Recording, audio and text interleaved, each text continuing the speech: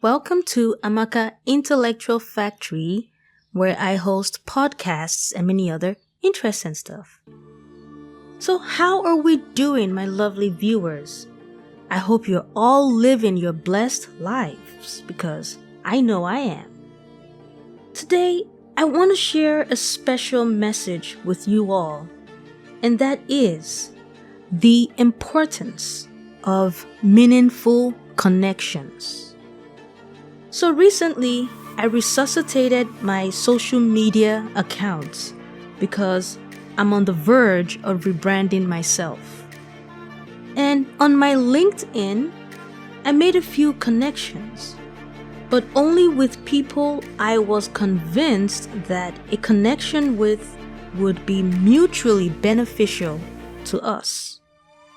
And sure enough, I was blessed with the knowledge of Iceland's 1975 Women's Day Off, where the beautiful, brave, and lovely women of Iceland stood up to the gender inequality and oppression they suffered under their men. Here's a little clip to give you a better idea of what I'm talking about.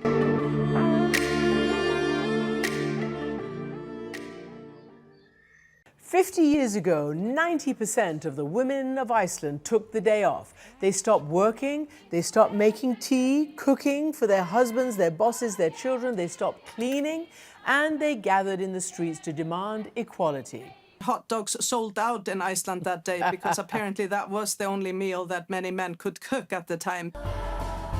A new documentary called The Day Iceland Stood Still revisits that 24 hours which changed the country forever. When I was in Iceland on a family trip 10 years ago, and I read this tiny little blurb in the back of the Lonely Planet Guide about this incredible day, like literally, Christian, my head exploded. And I just thought, why don't I know this story? And why don't we all know this story? If women don't work, everything collapses. We are going to show them that we can stop this society. The man thought it was ridiculous. Oh, you are so silly. Goodbye. You were 7 years old when the actual day off, so to speak, happened. What do you remember from that day? When I asked my mom and her sisters why they were on a strike, they told me very plainly that they wanted to show that they matter. And I think that was maybe the beginning of me thinking that one day I might want to matter too. Today, Iceland ranks as the world's most gender-equal country, the only nation to score over 90% on the World Economic Forum's Gender Gap Index. I think we reached that level of closing the gender gap in Iceland, and I'm very proud of that fact, proud of my country to continue to courageously show what is possible in a world where not everybody sees the value and worth of closing the gender gap. We need to understand that closing the gender gap isn't a woman's issue. It's really about economic and social progress. It's really about building a more sustainable and a peaceful world. Anyone who knows me personally or watches my videos, especially my recent videos on YouTube, would have an idea of how excited I got when I learned of this beautiful event that took place in Iceland from one of my connections who participated in a documentary on this beautiful event. I'm not surprised anyway. All over the world, you find intentionally suppressed or even outright erasure of information about women's war or women's struggle, which Igbo women call Ogo Nwanyi. The 1975 Women's Day Off in Iceland interestingly took place around the 1950s and 60s when the United States had its civil rights movement, which included the advocacy for women's rights.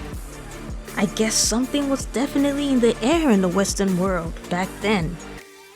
It is important to point out that at about this time, just before the Nigerian Biafran War that took place between 1967 to 1970, Igbo women still had veto rights in southeastern Nigeria.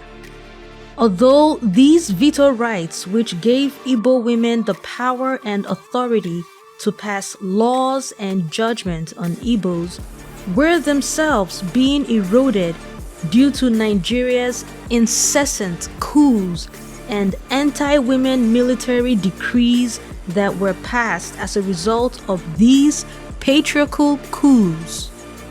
My point here is that up until the Nigerian Biafran War of 1967 to 1970, Igbo women did not suffer the type of gender inequality that women in the West were suffering under the yoke of their European male counterparts.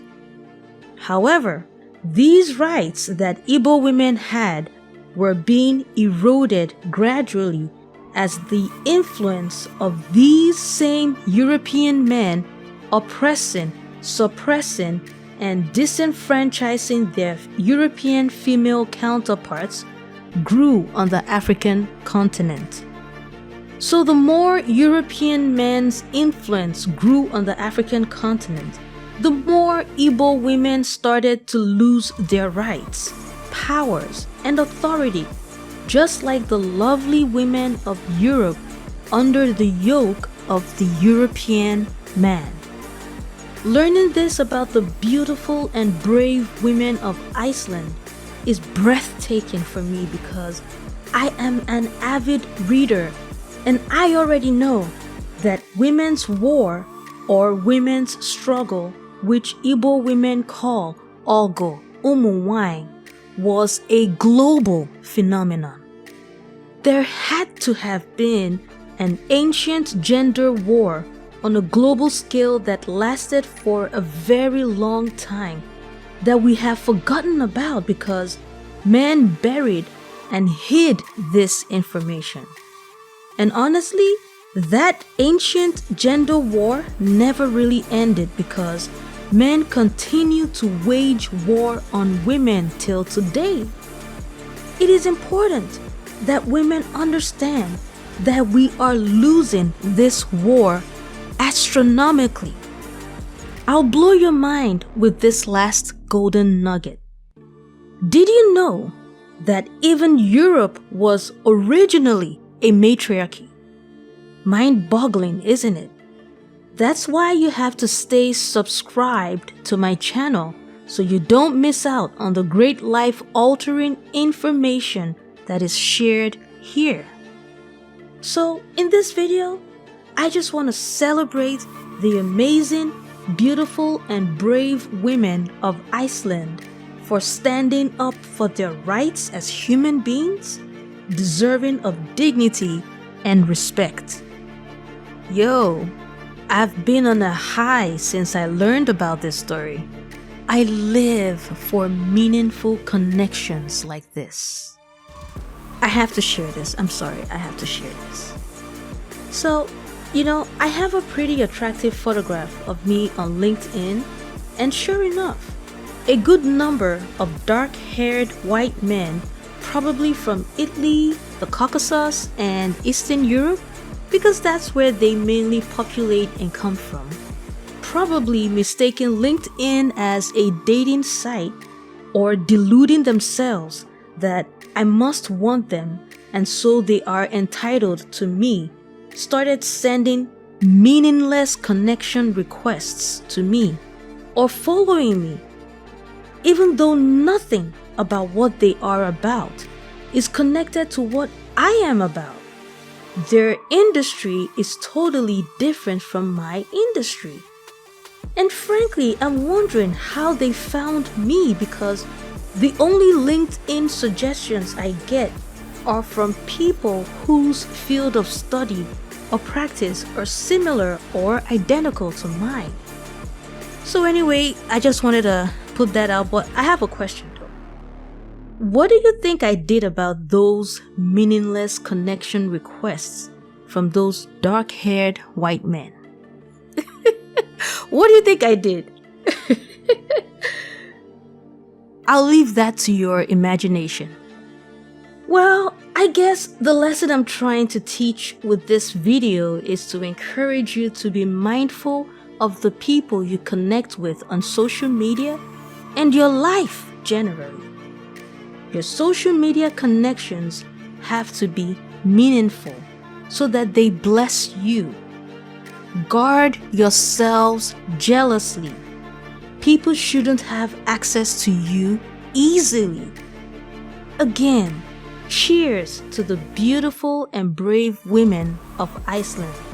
Love you all.